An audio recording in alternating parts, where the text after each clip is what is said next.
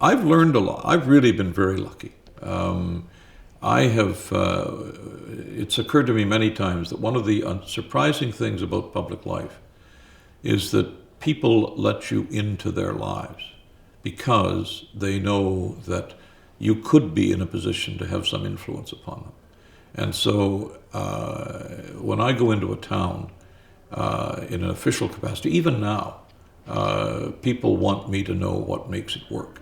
And do they tell me the whole story? Pretty well, because their assumption, certainly when I was in government, was that if they didn't tell me the whole story, I'd find out. And I would ask them myself, why didn't they tell me the whole story? But people open to you, and that again is a characteristic of a lucky, open, prosperous, democratic community. You wouldn't find that in other places. So I've learned quite a bit about what doesn't work and some things about what does work.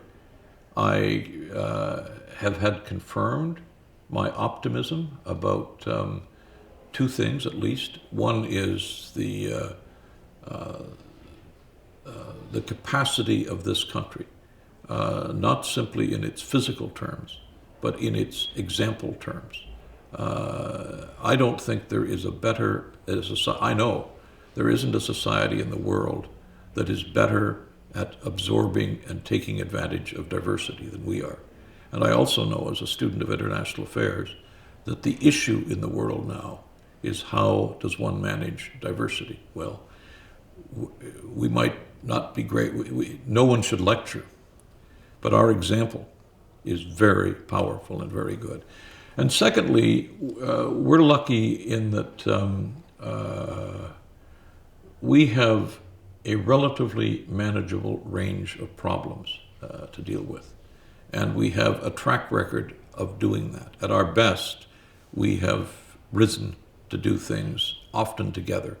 That takes nothing away from the individuals who are way ahead of the rest of the tribe, and they always have to be there. And I think one could argue they happen more likely in open societies than they do in other societies, but they happen many places. The problem is, how do you encourage societies to follow the trailbreakers? And I think that we have been pretty good at that. So we're lucky in that. Partly we have the luxury to do that. We're not, Lord knows we all think we have problems, but our problems pale relative to those of most others. So I've learned, I've had confirmed, at least to my satisfaction, that my optimism about our country and its role in the exemplary role, and my optimism about our capacity to make our country work are both well placed.